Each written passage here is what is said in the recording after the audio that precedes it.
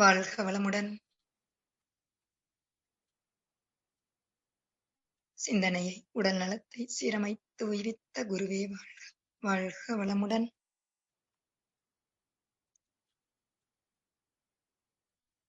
இணையத்தை அழகாக இயக்கிக் கொண்டிருக்க, இணைத்துக் கொண்டிருக்கக்கூடிய மணவாளன் ஐயா அவர்களுக்கும், என்னை அறிமுகப்படுத்திய அம்மா அவர்களுக்கும், இணையத்தில் இணைந்துள்ள அத்துணை நல் உள்ளங்களுக்கும் என்னுடைய மாலை வணக்கத்தையும் வாழ்த்தையும் தெரிவித்துக் கொள்கின்றேன். வாழ்க வளமுடன். இந்த இனிமையான மாலை நேரத்தில் வரம் தரும் தவம் என்ற தலைப்பில் சிந்திக்க இருக்கின்றோம்.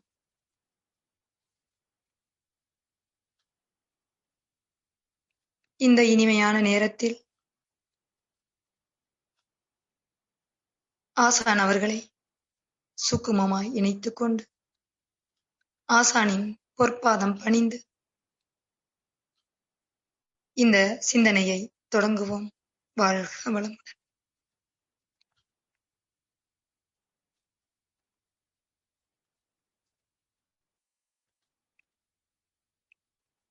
சிந்தனைக்குள்ள செல்வதற்கு முன்னாடி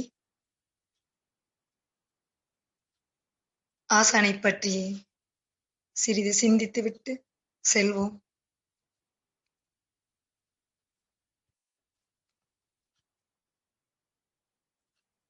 குரு அப்படின்னு சொல்லும்போது இன்னைக்கு வியாழக்கிழமை, குருவிற்கு உரிய நாள்.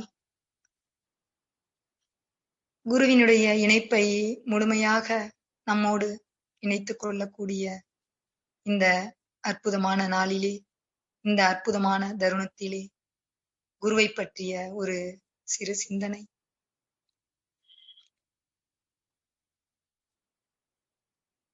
குரு அப்படின்னா நாம தேடி போனா நமக்கு ஏற்ற குரு கிடைப்பாங்களா அப்படின்னா நிச்சயமாக கிடைக்க மாட்டாங்க.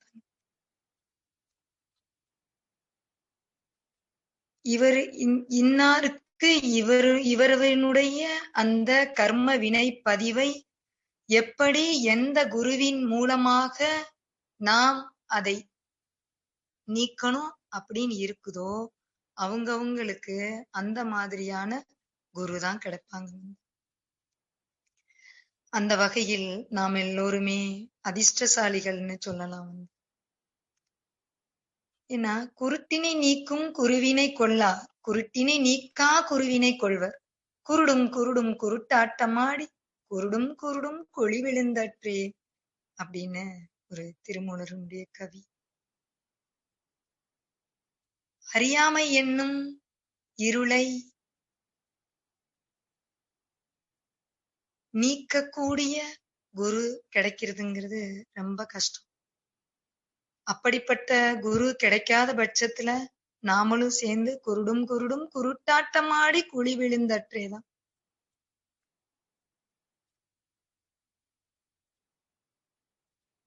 ஆனா நமக்கோ இந்த பிறவியின் முழுமையை எய்துவதற்கு என்ன தேவையோ, என்ன வழிமுறையோ அதை கொடுக்கக்கூடிய, அதை காட்டக்கூடிய, அதை உணர வைக்கக்கூடிய, அதை விளக்கக்கூடிய ஒரு குரு நமக்கு கிடைச்சிருக்காங்கன்னு சொல்லலாம்.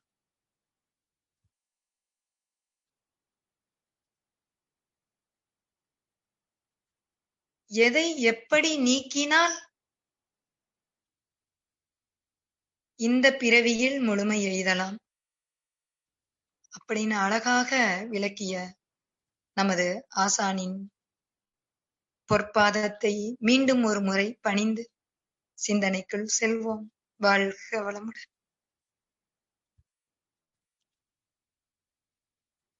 தலைப்பு வரம் தரும் தவம். வரம்னா நமக்கெல்லாம் தெரியும், நல்ல ஒரு கிஃப்ட், ஒரு கொடைன்னு சொல்லலாம், கிஃப்ட்ன்னு சொல்லலாம். தமிழ்ல சொல்லும் பொழுது கொடை, ஆங்கிலத்துல அதை கிஃப்ட்ங்கிறோம். அதாவது கிஃப்ட் அப்படின்னு சொல்லும் பொழுது அது அந்த வார்த்தைக்கு ஈஸியா ஏதோ ஒண்ணு யாருக்கோ ஒரு பரிசா கொடுக்குறோம்னு தெரிஞ்சுக்க முடியுது. அதையே தமிழ்ல உச்சரிக்கும் பொழுது கொடை அப்படின்னு சொல்லும் பொழுதும், அதையும் கடந்து வரம் அப்படின்னு சொல்லும் பொழுது, கொடைக்கும் அப்பாற்பட்டு வரம் அப்படின்னு சொல்லும் பொழுது, வரம் என்றால் எந்த ஒன்றை நாம் அடைவதற்கு நம்மில் இருக்கக்கூடியதையெல்லாம் கழிவையெல்லாம் நாம் நீக்கிவிட்டு அதை அடைகின்றோமோ அப்படி கிடைக்கக்கூடிய ஒரு விஷயம்தான் வரம். அதத்தான் நமக்கு ஆசான் அழகாக மனவளக்கலைக்குள்ள ஒவ்வொருத்தங்களுக்கும் உள்ள கொடுத்திருக்கிறாங்க.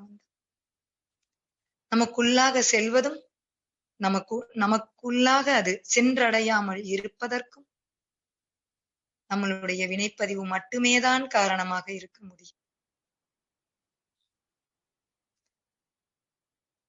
இந்த வரத்தை நாம் முழுமையாக பெற்றுவிட்டால் இந்த பிறவியின் முழுமையை இந்த பிறவியிலேயே அடைந்துவிட முடியும். அதற்குத்தான் தவம், வரம் தரும் தவம். எல்லாருமே தவம் பண்ணிட்டு தான் இருக்கிறோம். தவமா பண்றோமா, பயிற்சியா பண்றோமா? இதுதான் இப்ப நம்மளுடைய கேள்வி. இன்னும் நம்ம பயிற்சின்னு பயிற்சிக்குள்ளேயேதான் போயிட்டு இருக்கோமா? தவமா பண்றோமா? நான் அதுவாக மாறிவிட்டேனா? அதுவே நானாக இருக்கின்றதா? நானும் அதுவும் ஒன்றாகத்தான் இருக்கின்றோமா? இரண்டற கலந்த நிலையில்தான் இருக்கின்றோமா? இத்தனையையும் நமக்குள்ளாக ஒவ்வொரு கேள்வியாக வைத்தோமேயானால் விடையும் அவரவருக்கு மட்டுமே தான் தெரியும்.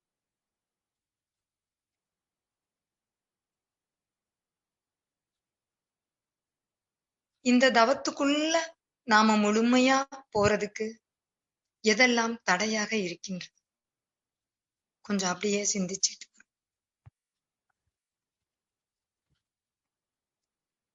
தவத்துல உட்கார்ந்துட்டோம் அப்படின்னாக்க பாதி சமயங்கள் 20 நிமிட நேரத்தில் தவம் 2 நிமிட நேரம் கூட எண்ணம் இல்லாமல் செல்வது என்பது கடினமான விஷயமாக இருக்கின்றது. பல எண்ணங்கள், எப்பொழுது நடந்த எண்ணங்கள். தவத்திற்கு முக்கியமான தடையே எண்ணங்கள் தான்.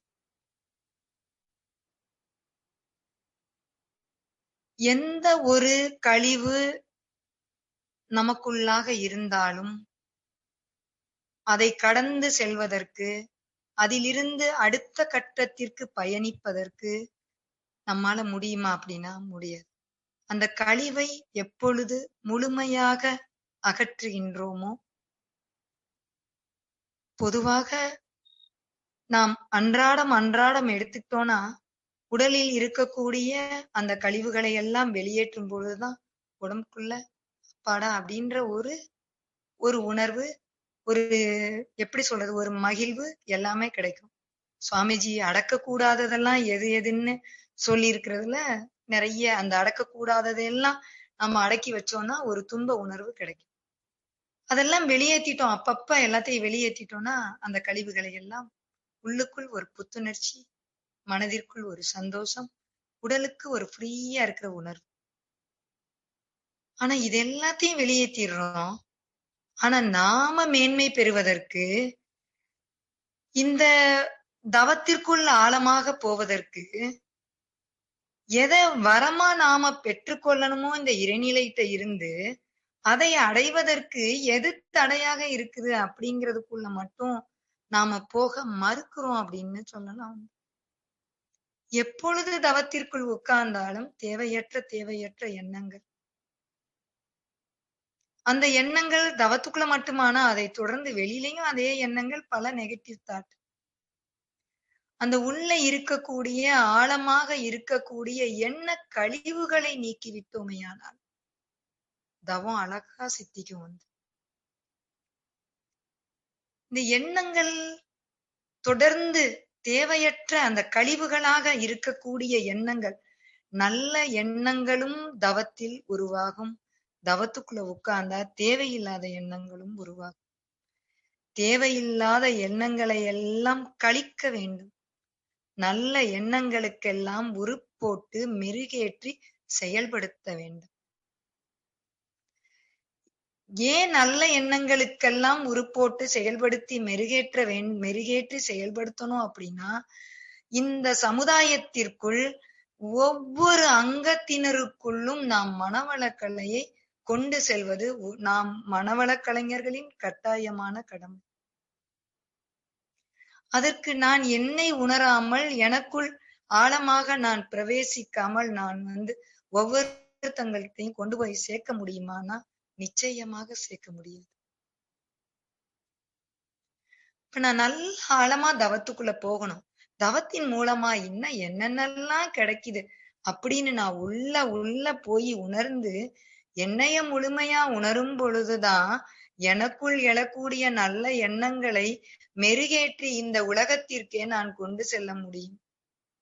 சுவாமிஜியின் எண்ணமான அந்த ஓருலக ஆட்சியும், ஒவ்வொரு தனிமனித அமைதியையும், அதை தொடர்ந்து குடும்ப அமைதியையும், அந்த ஊர், நாடு, உலகம் என்ற அளவில் அந்த அமைதியை நம்மால் விரித்து கொண்டு செல்ல முடியும். இப்ப அதுக்கு மூலமா எனக்குள்ள இருக்கக்கூடிய எண்ண கழிவை நான் எப்படி வெளியேற்றுறது எண்ண கழிவு இருக்கிற வரைக்கும் நம்மளால நல்லா தவம் பண்ண முடியுமானா, தேவையில்லாத எண்ணங்கள் உள்ள விழ தவத்துக்குள்ள ஆழமா நம்மளால போக முடியாது. என்ன பண்ணலாம்? அதுக்குத்தான் நம்ம அருட்தந்தை அழகான வழிமுறையை எடுக்கையிலே கொடுத்துட்டாங்க மனவளக்கலை பயிற்சியாக. அகத்தாய்வு அப்படின்னு கொடுத்துட்டாங்க. அகத்தை ஆய்வு செய்யாமல் நான் போக முடியுமா அப்படின்னா போக முடியாது. அகத்தாய்வு செய்யறதுக்கு தவம் தேவையா இருக்கு. தவம் செய்யறதுக்கு அகத்தாய்வு தேவையா இருக்கு. இரண்டையும் பிரிக்க முடியுமா? முடியவே முடியாது. அகத்தாய்வின் மூலமாக தான் எனக்குள்ளாக இருக்கக்கூடிய அந்த எண்ண கழிவை நான் வெளியேற்ற வேண்டும். அந்த எப்பொழுது நான் எனக்குள்ளாக எழக்கூடிய அந்த நெகட்டிவ் தாட்ஸ, தேவையில்லாத எதிர்மறை எண்ணங்களை நான் வெளியேற்றுகின்றேனோ, அப்பொழுதுதான் எனக்குள்ளாக அடுத்தடுத்த கட்டத்திற்குள் நான் பயணிக்க முடியும். என்னுடைய முழுமை பேரை நான் நோக்கி பயணிப்பதற்கு எதெல்லாம் தடையாக இருக்கின்றது? அடுத்த கேள்வியை வச்சோம்னா, எண்ணம் எப்பொழுது கழிவாக உள்ளே தேங்குகின்றதோ அதை தொடர்ந்து வரக்கூடிய சொல்லும் செயலும் தடையாகின்றது. எப்படி வரும்? எல்லாம் நெகட்டிவா வரும். எதிர்மறை எண்ணங்கள் உருவாச்சுன்னா எதிர்மறை வார்த்தைகள் தான் வரும். அதை தொடர்ந்து எதிர்மறை செயல்கள் தான் வரும். எப்பொழுது நல்ல எண்ணங்கள் ஒவ்வொரு மனிதனுக்குள்ளாகவும் உருவாகி அழகான ஒரு ஆலயத்தை, ஆன்மா லயமாகி இருக்கக்கூடிய இடத்தை தூய்மை செய்து வைத்திருப்பது இந்த நல்ல எண்ணங்கள். அந்த ஆன்மா லயமாகி இருக்கக்கூடிய அந்த இறைவன் வீட்டிருக்கக்கூடிய அந்த இடத்தை நாம் தூய்மையாக வைத்திருந்தோமே ஆனால் எப்பொழுதும் ஒரு உற்சாகம் நமக்குள்ளாக, எப்பயும் உள்ள அப்படியே பிளாங்கா வெற்றிடம். இறைநிலை எப்படி இருக்கு? சுத்தவெளி எப்படி இருக்கு? எல்லையற்றதாக விரிந்து விரிந்து விரிந்து சென்று கொண்டே இருக்கின்றது. அந்த எல்லையற்ற சுத்தவெளி நமக்குள்ளாகவும் இருக்கிறதல்லவா நீக்கமர. அந்த இறைநிலையை நாம் முழுமையாக உணர வேண்டுமானால் அதற்கு தடைக்கல்லாக இருப்பது இந்த தேவையற்ற கழிவா இருக்கக்கூடிய எண்ணங்களே. இத அப்படியே கொஞ்சம் கொஞ்சமாக தான் வெளியேற்றணும். ஒரு கற்சிலையை உருவாக்குவதற்கு எப்படி ஒரு சிற்பி சுற்றி இருக்கக்கூடிய அந்த சிலையை சுற்றி இருக்கக்கூடிய கற்களை எல்லாம் ஒளிகொண்டு மெதுமெதுவாக செதுக்குகின்றானோ, அதுபோல நமக்குள்ளாக இருக்கக்கூடிய அந்த தேவையற்ற எண்ணங்களை எல்லாம் கொஞ்சம் கொஞ்சமாக அகத்தாய்வின் மூலமாக வெளியே எடுத்து போடணும். அதுக்கு முழுமையாக தவத்துல வரக்கூடிய எண்ணங்களுக்கெல்லாம் தவத்தை முடித்து விட்டு ஆராய்ச்சி, எண்ணம் ஆராய்தல் பயிற்சி எடுத்துட்டோம்னா தேவையற்ற எண்ணங்களை மிக அழகாக நீக்க முடியும். அதை எடுத்து வெளியில தேவையற்ற எண்ணங்களை வெளியில கொண்டு போயிட்டோம்னாலே அதை தொடர்ந்து எல்லாத்துக்கும் பேஸ் எண்ணம் தான். மனிதன் முழுமை பெறுவதற்கு தடையாக இருப்பது எண்ணம். நமக்குள்ளாக இருக்கக்கூடிய தேவையற்ற ஆசைகளுக்கும் கவலைகளுக்கும் சினத்திற்கும் எல்லாம் உருவாவதற்கு தடையாக இருப்பது எண்ணம். தேவையற்ற எண்ணங்கள், எதிர்மறை எண்ணங்கள். அப்ப இந்த எதிர்மறை எண்ணங்களை எல்லாம் நேர்மறை எண்ணங்களாக நாம் மாற்றிக்கொள்வதற்கு தவமும் கட்டாயமான ஒன்று. தவம் செய்ய செய்யத்தான் இந்த எதிர்மறை எண்ணங்களை வெளியேற்ற முடியும். எதிர்மறை எண்ணங்களை வெளியேற்ற தவத்திற்குள் நாம் ஆழமாக பிரவேசிக்க முடியும். ஆழமாக ஆழமாக ஆழமாக இதுதான் எண்டோ, இதுதான் எண்டோன்னு ஒவ்வொரு நாளும் புதிய புதிய அனுபவமாக தவத்திற்குள் நாம் ஊடுருவ முடியும். தவத்திற்குள் ஆழமாக போக போக தேவையற்ற எண்ணங்கள் முழுமையாக வெளியேறிவிடும். இந்த எண்ணத்தை களைஞ்சிட்டோம் அப்படின்னா சுவாமிஜி வச்சிருக்கக்கூடிய அருகுணத்தை சீரமைப்பது மிக மிக எளிது. அருகுணத்திற்கு மூலமாக இருக்கக்கூடிய மும்மலங்களை கழிப்பதும் மிக மிக எளிது. மும்மலங்களே அந்த ஈகோ அப்படின்னு சொல்லக்கூடிய ஆணவம், கண்மம், மாயை என்ற அந்த மூன்றையும் நாம் கழித்து விட்டோமையானால் அருகுணம் எப்படி வரும்? அருகுணம் வருவதற்கு வேலையே இல்லை. ஆனா அந்த ஈகோவா கழிக்கும் வெளியேற்றணும் அப்படின்னா முதல்ல எனக்குள்ள இருக்கக்கூடிய அருகுணத்தை சீரமைக்கணும். அருகுணம் உருவாவதற்கு மூலமாக இருக்கக்கூடிய என்னுடைய எண்ணத்தை, எதிர்மறை எண்ணங்களை எல்லாம் தேவையற்ற கழிவாக, ஆனா உடல்ல ஒரு கழிவு தேங்கிச்சு, ஏதோ ஒரு உடல் உபாதை, வயிறு ஒரு மாதிரியா இருக்கு, உப்புசமா இருக்கு, வயிறு கலக்குது அப்படின்னா உடனே பாத்ரூம் போகணும்ன்ற உணர்வு அந்த உடல் ஒரு சமிக்ஞை செய்து நம்ம உடனே போயிடும். ஆனா உள்ளத்துக்குள்ள போட்ட உள்ளம் அப்படின்னு சொல்லும் பொழுதே அந்த தூய்மையான இறைநிலை இருக்கக்கூடிய இடம் உள்ளம். அந்த இடத்தை ஏன் நம்ம அழகா கூட்டி சுத்தம் பண்ணி அதை அழகாக ஒரு ஆலயமாக ஆன்மா லயமாகி இருக்கக்கூடிய அந்த ஒரு தெய்வீக நிறைந்திருக்கக்கூடிய இடத்தை ஏன் நம்ம தூய்மையா வச்சுக்க முடியல நம்மளால அதையும் சுத்தம் செய்து எதிர்மறை எண்ணங்கள் உள்ளே வரவிடாமல் அப்பப்போ அந்த கழிவை அப்பப்ப வெளியேற்றிட்டே இருந்தோம்னா எண்ணக்கழிவு உள்ள தேங்குமா? சரி, ஏதோ தேவையில்லாத எண்ணங்கள் எல்லாம் உள்ள வந்துட்டே இருக்கு, சும்மா இருக்கட்டும் அது பாட்டுக்கு அப்படின்னு உள்ள விட்டுறோம். எண்ணம் ஒரு முறை உள்ளே வந்து விட்டால் ஒரே ஒரு தடவை உள்ள விட்டுட்டோம்னா அது அழகா ஸ்ட்ராங்கா ரோடு போட்டுருங்க. பாதையை மட்டும் அமைத்து கொடுத்துட்டோம்னா போதும். ரோட ஸ்ட்ராங்கா போட்டுக்கிறது அப்புறம் அதோட வேலை. ஏன்னா அந்த எண்ணமே திரும்ப திரும்ப ஸ்ட்ராங்கான ஒரு ரோட போட்டுருது. இப்ப இந்த எண்ண கழிவுதான் நாம் மேலே மேலே செல்வதற்கும் நமக்கு தவம் சித்தியாவதற்கும் வாழ்க்கையில் இந்த வரத்தை இறைநிலையிடம் இருந்து நாம் பெறக்கூடிய அந்த வரத்திற்கு தடையாக இருப்பதும் இந்த எண்ணமே தான். இப்ப இத முழுமையா நம்ம வெளியேற்றிட்டோம் அப்படின்னா எச்செயலும் மூலமெனும் எண்ணத்தாலாம் இன்பதுன்ப காரணமும் அதுவேயாகும். இச்சையெனும் தீயெழுந்து இயங்கும் போது இயங்குகின்ற அறிவை கொண்டு ஒரு கவி இதுல சுவாமிஜி அழகா கொடுத்திருப்பாங்க.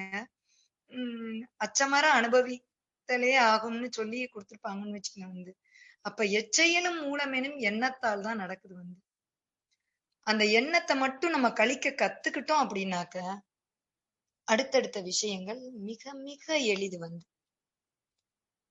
அப்ப எண்ணத்தை நல்லா தூய்மை பண்ண நமக்குள்ள இருக்கக்கூடிய நெகட்டிவ் குறைஞ்சிருது.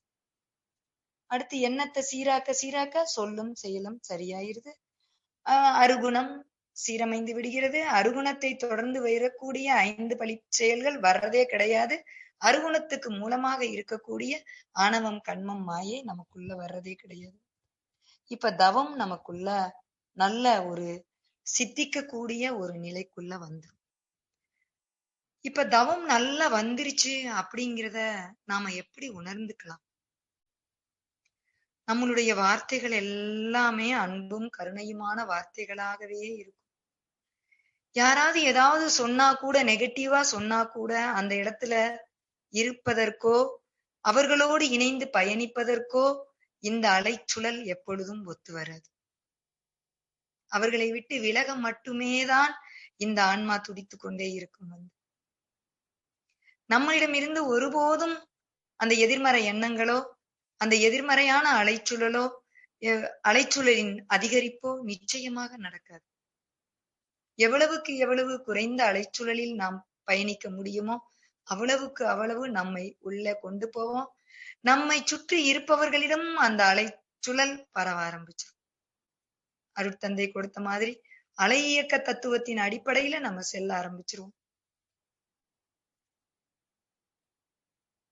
நமக்குள்ளாக அந்த ஆழத்திற்குள், தவத்தின் ஆழத்திற்குள் செல்ல செல்ல அந்த காந்த நிலையை அழகாக நம்மால் உணர முடியும். சுவாமிஜி சொல்றாங்க, காந்த நிலை அறியாமல் கடவுள் நிலை அறிவதோ, கருமையம் அறியாமல் அறிவதனை அறிவதோ, மாந்தராக வாழுகின்ற மாண்புடைய எவருக்கும் மாற்று வழி தத்துவத்தில் விஞ்ஞானத்தில் இல்லை என்று.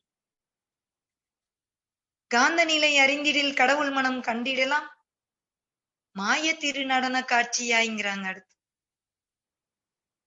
காந்த நிலையை உணர்ந்துட்டோம் அப்படின்னாக்க கடவுள் நிலைய மாய திருநடன காட்சியா உணர முடியும்.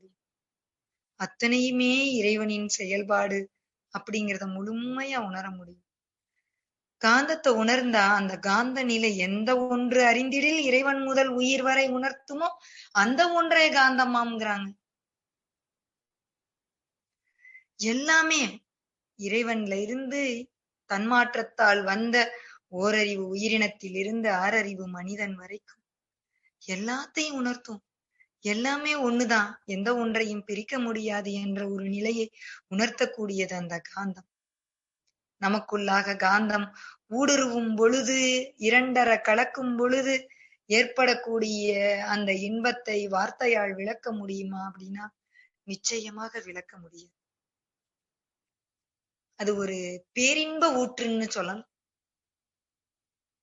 அட்சய பாத்திரம்னு சொல்லலாம், அல்லல்ல குறையாத ஒரு அமுத சுரபின்னு சொல்லலாம்.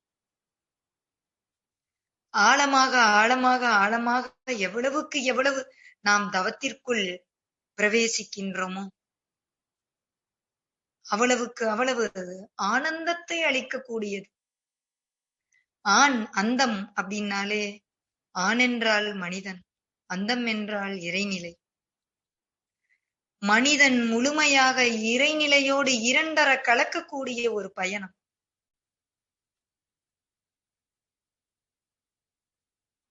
இன்னொரு பக்கம் ஆனந்தம், ஆனந்தம், ஆண் அந்தத்துக்கு விளக்கத்தை பார்த்தோம். ஆனந்தம் அப்படிங்கும் பொழுது எண்ணிறந்த எண்ணிறந்த எண்ணிறந்த இந்த உயிர் துகள்கள் அந்த இறைநிலையோடு இணையக்கூடிய ஒரு ஆனந்த நிலை.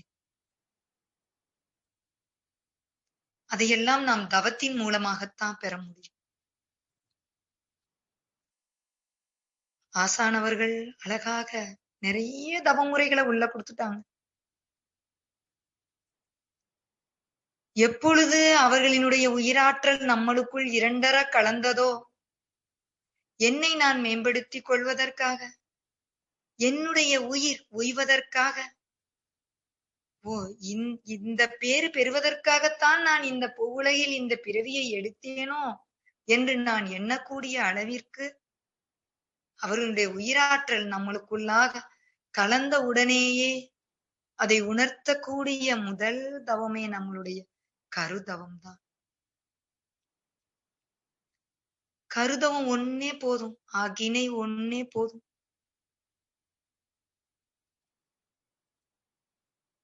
கல்லும் மரமும் மௌன நிலையில் நின்று கடமை தவறாது செயலாற்றும் போது சொல்லும் கருத்துமுடைய மனிதன் ஏனோ சுகங்கெட்டு சமூகத்தை மறக்க வேண்டும். அல்லும் பகலும் ஆசை ஒழிக்கவென்று ஆசைதனை பேராசையாக்கிக் கொண்டு அல்லல் படும் அன்பர்களே, சுருங்கச் சொல்வேன், கருதவமே போதும். அழகான கவி. நல்ல ஆகினைக்குள்ள போனீங்கனாலே அருகுணத்தை சீரமைச்சிடலான்னு அழகாக சொல்லிட்டாங்க வந்து. ஆசைதனை பேராசையாக்கி கொண்டு அல்லும் பகலும் அல்லற்படும் அன்பர்களேன்ட்டாங்க வந்து. துன்பப்படும் அன்பர்களேன்னு கொடுத்துட்டாங்க வந்து.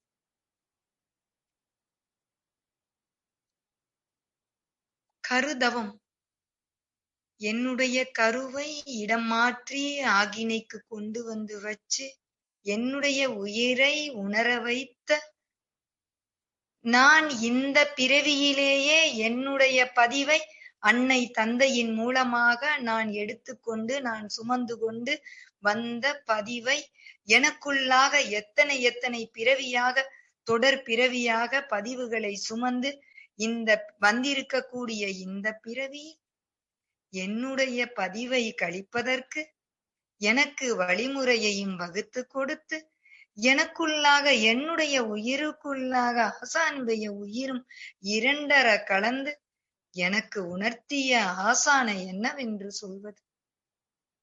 இப்படிப்பட்ட ஒரு குரு நமக்கு கிடைத்தது நாம் பெற்ற ஒரு அளப்பரிய தவத்தின் பயன்பாடு. நாம் எப்பிறவியில் செய்த புண்ணியமோ இப்பிறவியில் நமக்கு இப்படி ஒரு ஆசான் கிடைத்திருக்கிறார்னு சொல்லலாம். இந்த கருதவத்தை நல்லா உள்ள ஆழ்ந்து ஆழ்ந்து ஆய்ந்து அதுக்குள்ள நம்ம உள்ள நுழைஞ்சிட்டோம் அப்படின்னா எண்ணம் வருமானா வராது. எப்படி உள்ளே இருக்கக்கூடிய எதிர்மறை எண்ணங்களையும் நீக்க வேண்டும் என்பதை இந்த கருதவமே அழகாக நமக்கு விளக்கிவிடும். எப்படி? அறிவின் விழிப்பு நிலையில் 5 புலன்களையும் சீரமைப்பதற்காகத்தான ஆசான் ஆகினையவே கொடுத்தாரு நமக்கு.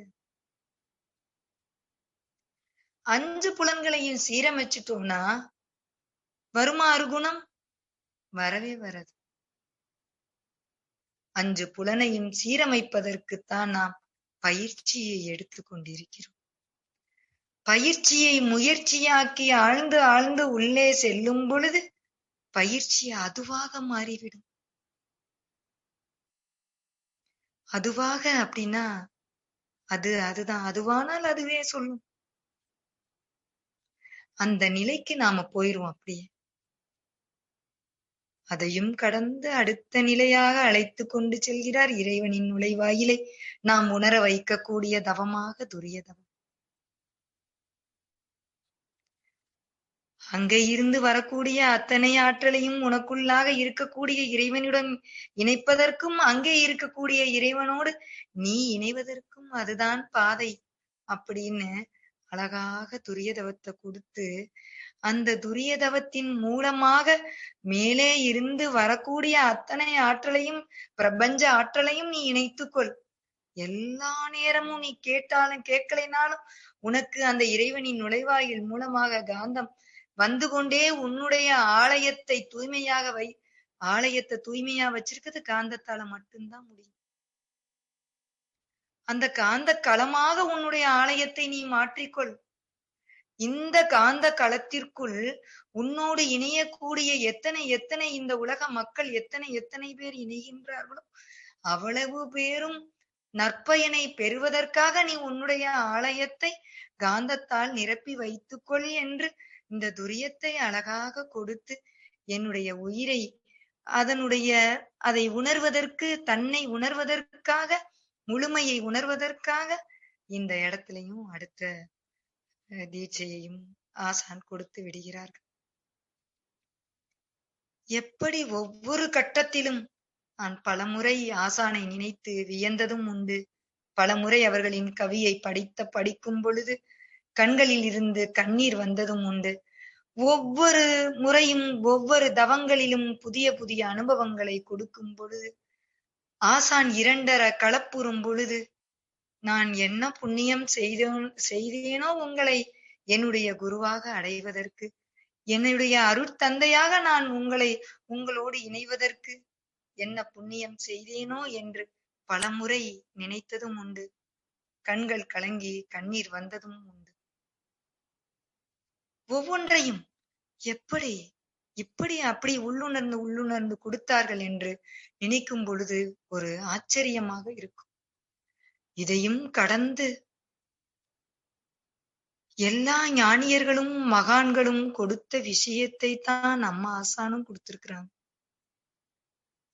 ஆனா அந்த ஞானியர்களும் மகான்களும் நமக்குள் உணர்த்தாத ஒன்றை, எனக்குள் இருக்கக்கூடிய வினைப்பதிவை நான் கழிக்க வேண்டும் என்று எனக்குள் உணர வைக்காத ஒன்றை நம்முடைய ஆசான் நமக்கு உணர்த்தியுள்ளார்.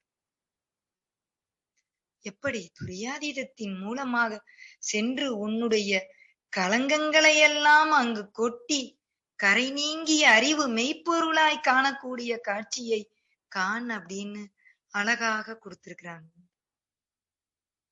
அனுதினமும் இணை. எப்படி இந்த பாதையை அமைத்துக் கொடுத்தார்கள்? ஆதி என்ற வெளியினிலே அணு எவ்வாறு அவதரித்தது என்றறிய போனோரெல்லாம் ஆதியாம் நிலையடைந்தார். அறிவு நிலை அங்கேது. அறிவு நிலை அடைந்த பின் அதை யூகிப்பார் யார்? ஆதியே அணுவான காரணத்தை அறிஞரெல்லாம் விளக்காதது இதனால் என்று ஆதிநிலை அறிவு நிலை இரண்டுமாகி அறிந்த நிலையில் விளக்கம் பெற்று விட்டேன்.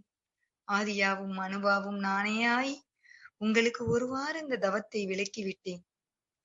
அதன்படி நீங்களும் இந்த தவத்தை செய்யுங்க. உங்களை மேன்மைப்படுத்திக் கொள்ளுங்க.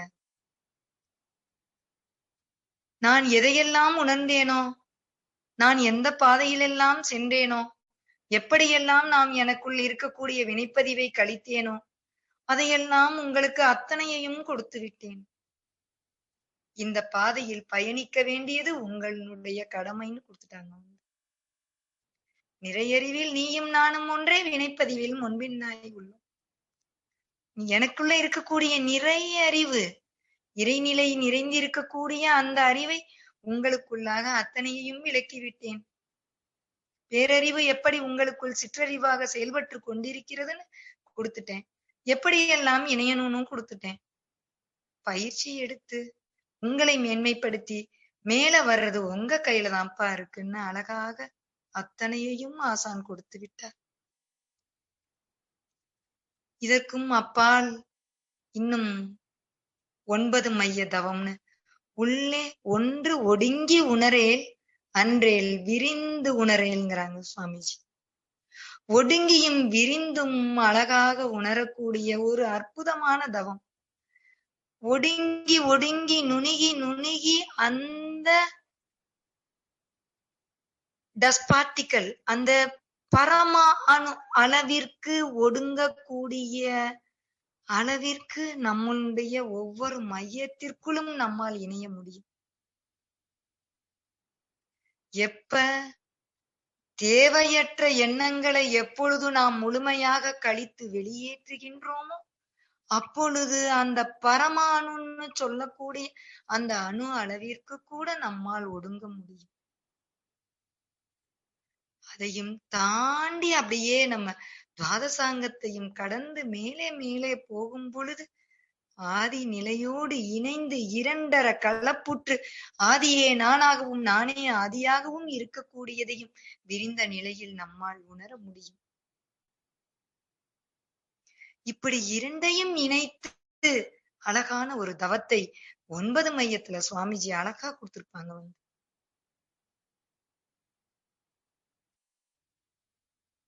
நித்தியானந்தம், நித்தம் நித்தம் ஆனந்தத்தை தரக்கூடிய தவம். என்னுடைய இந்த எல்லை கட்டப்பட்ட ஸ்தூலத்திற்குள் என்னுடைய காந்தத்தை நான் எப்பொழுதெல்லாம் கொஞ்சம் சோர்வடைகின்றேனோ அப்பொழுதெல்லாம் என்னை புத்துணர்ச்சியாக மாற்றிக்கொள்வதற்கு அருமையான வரம்னு தானே சொல்லணும் இந்த தவத்தை. வெறும் 5 நிமிடம் நித்தியானந்தத்துக்குள்ள இணைஞ்சோனா எங்கிருந்து வந்தது இவ்வளவு எனர்ஜி? இதையெல்லாம் எனக்கு வரமாக என் ஆசான் கொடுத்தாரோ அப்படின்னு நினைக்கக்கூடிய அளவிற்கு அற்புதமாக நித்தம் நித்தம் ஆனந்தத்தை தரக்கூடிய தவம். நித்தம் நித்தம் ஆனந்தம் ஆன்மா அந்தத்தோடு இணையக்கூடிய ஒரு அற்புதமான முழுமையான தவம்னு சொல்லணும். எவ்வளவு நேரம் இதற்கு எடுத்துக்கொள்ளலாம்? குறுகிய நேரமும் எடுத்துக்கொள்ளலாம், அதிக நேரமும் எடுத்துக்கொள்ளலாம். குறுகிய நேரத்திலும் இறைநிலையை உணரக்கூடிய தவம், அதிக நேரத்திலும் இறைநிலையை உணரக்கூடிய. இதையும் கடந்து மனிதனா நான் வந்துட்டேன். ஆனா என்னுடைய துன்பத்திற்கு நான் போகணும்னு தான் நினைக்கிறேன். இதையெல்லாம் நான் எனக்கு குரு கொடுத்த இந்த வரத்தை எல்லாம் தவத்தின் மூலமாக நான் பெற வேண்டும் என்றுதான் நான் நினைக்கின்றேன். ஆனால் எனக்குள்ளாக தடையாக இந்த வினைப்பதிவு வந்து விடுகின்றது. வினைப்பதிவுக்கு ஒரு காரணம் நவக்கோள்களுமாக இருக்கின்றதே. இதை நான் எப்படி போக்கிக் கொள்வது? இந்த நவக்கோள்கள் அப்பப்ப வந்து என்னுடைய வாழ்க்கையில் குறுக்கிட்டு என்னை தவத்திற்குள் செல்ல விடாமல் தடையாக இருக்கின்றதே. இதிலிருந்து நான் எப்படி மீண்டு வர்றது? எப்படி நான் விடுபடுவது? இந்த கேள்விகளுக்கெல்லாம் ஆசான் அழகாக கொடுத்து விட்டார் பஞ்சபூத நவகிரகம். நன்மை தரும் நவக்கோள்கள் நட்சத்திர கூட்டம். நான் அகத்தே காணுகின்றேன் நடனமாடும் காட்சிகளாய்.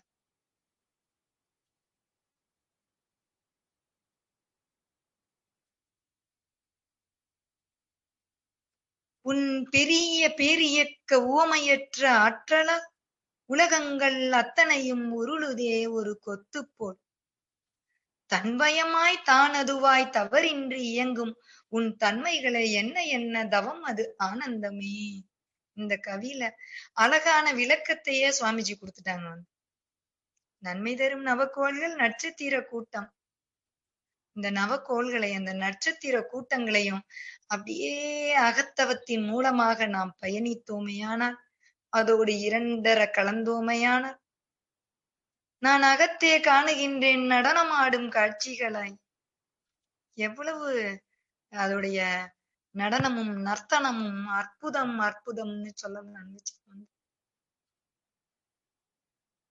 ஓ, நவக்கோள்கள் இப்படி ஒரு அற்புதமானதா? இந்த நவக்கோள்களையும் கடந்து இந்த நட்சத்திர மண்டலங்கள் எல்லாம் 27 12 ராசிகளையும் 27 நட்சத்திர கூட்டங்களையும் உள்ளடக்கிய இந்த நட்சத்திர மண்டலங்கள் இவ்வளவு அழகானதா? அகக்காட்சியில் இவ்வளவு அழகானதாக இருக்கின்றதே. நான் அகக்காட்சியையும் கடந்து அதனோடு இணைந்து விட்டேனேயானால், நானே அதுவானால் அதுவே நானானால் எப்படி இருக்கும்? எவ்வளவு ஒரு பெரிய பேரின்பம். இதுக்குள்ள இணைய எப்படி இருக்கும்? உலகங்கள் அத்தனையும் உருளுதே ஒரு கொத்து போல். தன்வயமாய் தானதுவாய் தவறின்றி இயங்கும் உன் தன்மைகளை என்ன என்ன தவம் அது ஆனந்தமே. தன்வயமாய் தானதுவாய் தவறின்றி இயங்கும் அந்த விஷயத்தை மட்டும் நம்ம புரிஞ்சுக்கிட்டோம்னு வச்சுக்கோங்க, எந்த இடத்துலயும் நவக்கோள்கள் நமக்கு துன்பத்தை கொடுக்கக்கூடியதே கிடையாது. இன்பத்தை மட்டுமே அளித்துக் கொண்டிருக்கக்கூடியது நவக்கோள்கள். நம்மளுடைய வினைப்பதிவிற்கு ஏற்றாற்போல் கொஞ்சம் கொஞ்சம் கொடுத்துட்டு போகுது. நான் அதனோடு அனுதினமும் இரண்டர அதனுடைய காந்த ஆற்றலை என்னுடைய காந்த ஆற்றலோடு இணைத்து, என்னுடைய காந்த ஆற்றலை அதனுடைய காந்த ஆற்றலோடு இணைத்து விட்டேனேயானால் எங்கேயாவது ஒரு தவறு நடக்குமானா நிச்சயமா நடக்காது. என்னுடைய வினைப்பதிவை நான் எப்படி கழிக்க வேண்டும், எப்படியெல்லாம் செய்தால் இந்த நவக்கோள்களும் நமக்கு நண்பர்களாக இருப்பார்கள், உற்ற தோழர்களாக இருப்பார்கள், நமக்கு உறவினராக இருப்பார்கள், எப்படி நம் அன்னையாகவும் தந்தையாகவும் நம் சகோதரனாகவும் இருப்பார்கள், இதையெல்லாம் அதுவே நமக்கு விளக்கிவிடும். எப்பொழுது தினமும் அதனோடு இரண்டர கலக்கும் போது ஆசான் வைத்திருக்கக்கூடிய ஒவ்வொரு தவமுமே ஒவ்வொரு ஸ்பெஷல். ஒவ்வொன்றோடும் இரண்டர எப்படி நாம் கலக்கின்றோமோ, எப்படி அதற்குள் இணைந்து அந்த முழுமையை நோக்கி பயணிப்பதற்கு நான் அதுவாகவே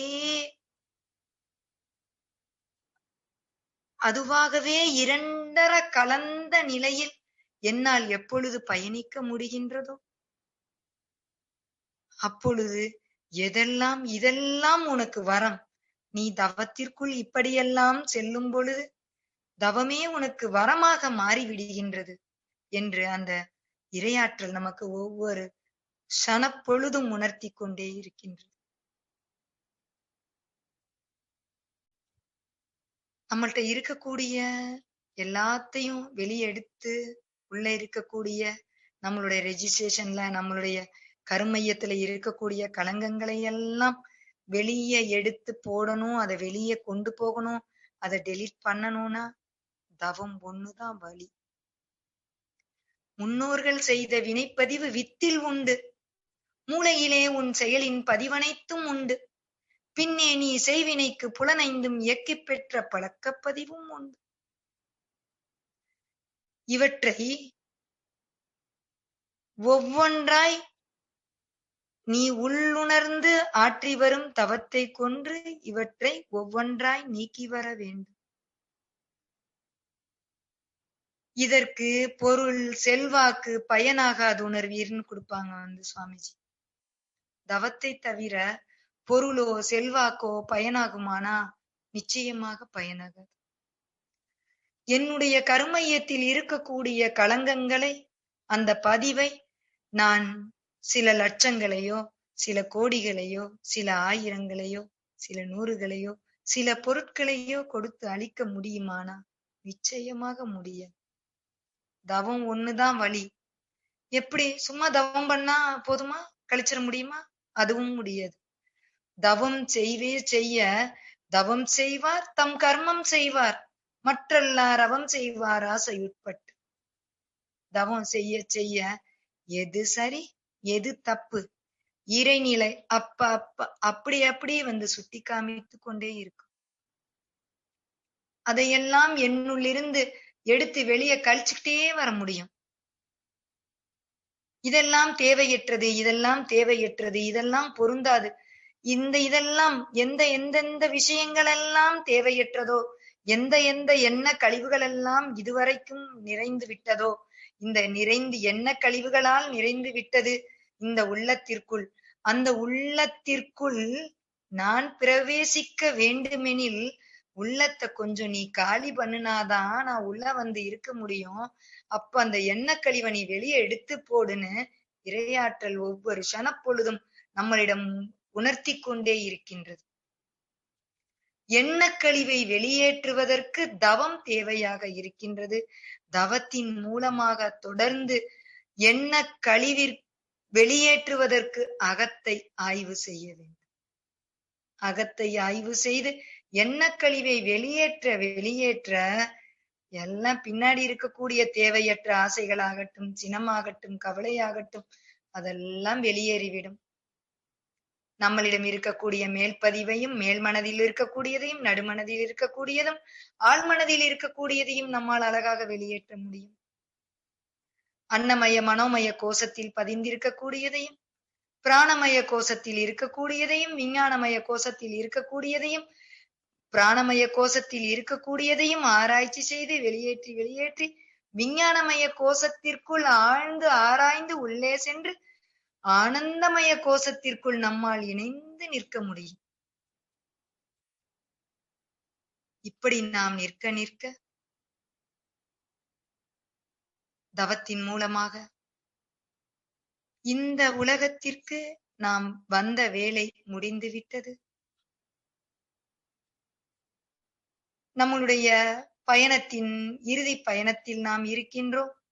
இறுதி பிறவியின் கட்டத்தில், இறுதி பயணத்தில் நாம் சென்று கொண்டிருக்கின்றோம் என்ற உணர்வும், அதை தொடர்ந்து எண்ணத்தை தூய்மையாக்க நல்ல சொல்லும் நல்ல செயல்களையும் நம்மால் அழகாக உருவாக்கி, நமக்குள்ளாகவும் நம்மை சுற்றி இருப்பவர்களிடமும் நல்ல காந்த அலையை நம்மால் பரவவிட முடியும். அருகுணத்தை சீரமைத்து அருகுணத்திற்கு மூலமாக இருக்கக்கூடிய மும்மலங்களை வெளியேற்றி, அருகுணத்தை தொடர்ந்து வரக்கூடிய 5 பெரும் பழிச்செயலில் இருந்து அந்த 5 பெரும் பழிச்செயல்கள் உருவாகாமல் தடுப்பதற்கும் தவம் உறுதுணையாக இருக்கின்றது.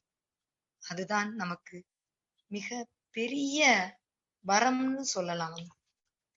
ஆசான் தவத்துக்காக ஒரு இதை சொல்லுவாங்க. அகத்தவத்தால் ஐம்புலனை அடக்கி அறிவறிந்திடலாம்.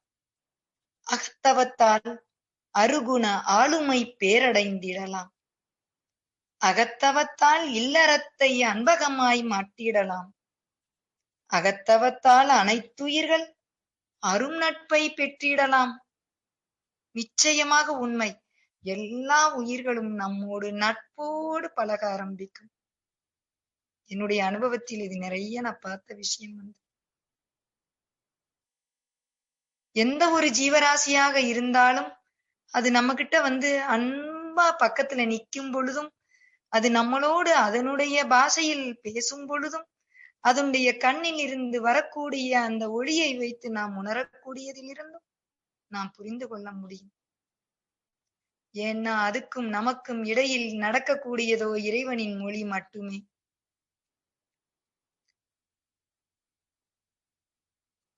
நமக்கு முன்னால் இருக்கக்கூடிய ஐந்தறிவு விலங்கினம் வரைக்கும் அதற்கும் நமக்கும் இடையில் இருக்கக்கூடிய அந்த மொழியை நம்மால் உணர முடியும் பொழுது, நம்மோடு இருக்கக்கூடிய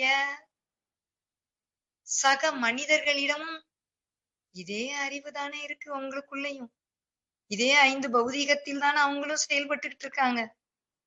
இதே பேரறிவு தானே அவங்களுக்குள்ளயும் இருக்கின்றது என்ற உணர்வையும் நாம் பெற்றிடுவதற்கு இந்த தவம் உதவுகின்றது. அகத்தவத்தால அருகுண ஆளுமை பேரடைந்திடலாம்ங்கிறாங்க சுவாமிஜி.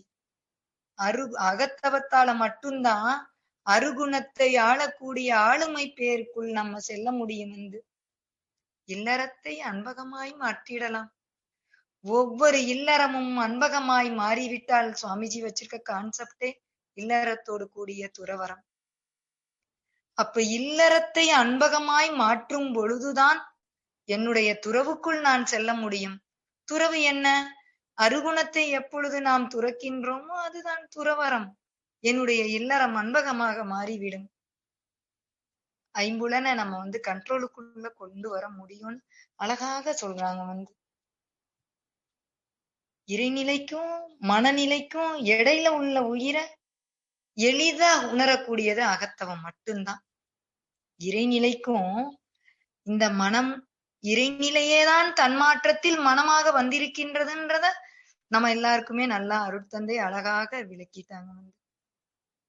உயிரின் படற்கை நிலையேதான் மனம். உயிர் எங்க இருந்து வந்துச்சு? இந்த 5 பௌதீகத்துல விண்ணே உயிராக வந்தது. விண்ணினுடைய மூலம் எது? அந்த சுத்தவெளி தானே. ஒண்ணுல இருந்து ஒன்னா போனா சுத்தவெளி. அப்ப சுத்தவெளியேதான் நானா இருக்கிறேன். என்னுடைய மனமாகவும் அதுவாகத்தான் இருக்கிறது. இப்ப இறைநிலைக்கும் மனநிலைக்கும் இடையில் உள்ள உயிரை இடையில இருக்கக்கூடிய அந்த உயிர் தான் அத்தனையும் இயக்கி இணைத்து பிடித்து வைத்திருக்கிறது. உயிரை எளிதா உணர்றதுக்கு அகத்தவம் ஒண்ணுதான் அப்படின்னு குரு அழகா கொடுத்துட்டாங்க. ஒரு கவியோட இந்த சிந்தனையை நாம் நிறைவு செய்வோம். இறையுணர்வால் எவ்வுயிரும் ஒன்றென்றாகும். ஈசனிலே தான் ஈசனிலே தான் தன்னிலே ஈசனான இறையுணர்வே தத்துவத்தின் முடிந்த பேரு. இப்பேரே அகத்தவத்தின் முடிவாகும். ஆசானுடைய கவிதை அற்புதமான அழகான வரிகள்னு சொல்லலாம். இது வந்து இறையுணர்வால் எவ்வுயிரும் ஒன்றாகும். ஈசனிலே தான் தன்னிலே ஈசனான இறையுணர்வே தத்துவத்தின் முடிந்த பேரு. இப்பேரே அகத்தவத்தின் முடிவாகும். அகத்தவத்துக்குள்ள நம்ம போக போகதான் எல்லாம் ஒன்று அப்படிங்கிற ஈசனும் நானும் ஒன்றாக இருக்கக்கூடிய அதுதான் வரம். ஈசனும் நானும் ஒன்று என்ற உணர்வுதான் வரம். நமக்கு கிடைச்சிருக்க ஒரு பெரிய கொடை. கொடைன்னு சொல்றதை விட வரம்ன்ற அழகான வார்த்தையவே நம்ம உபயோகிப்போம். வந்து இந்த வரத்திற்குள் நாம் பயணிக்க வேண்டுமெனில் அகத்தவத்தை ஆழமாக அகத்தவத்திற்குள் செல்லணும். அகத்தவத்தின் மூலமாக நமக்குள் இருக்கக்கூடிய தேவையற்ற அழுக்குகளை எல்லாம் எடுத்து வெளியே கொண்டு போகணும். அகத்தவம் அழகாக சித்திக்கும். அகத்தவத்தின் மூலமாக இந்த இறையுணர்வை நாம் பெற்றிடுவோம். இதற்கு நமக்கு வழிகாட்டியாக இருக்கக்கூடிய குருவிற்கு நன்றி சொல்லி இந்த சிந்தனையை நிறைவு செய்து கொள்கின்றேன். இந்த இணையதளத்தில் சிந்தனையை சிந்திப்பதற்கு வாய்ப்பு கொடுத்த ஸ்கை அம்மா மெடிடேஷன் சென்டருக்கு நன்றியை கூறி சிந்தனையை நிறைவு செய்து கொள்கின்றேன். வாழ்க வளமுடன்.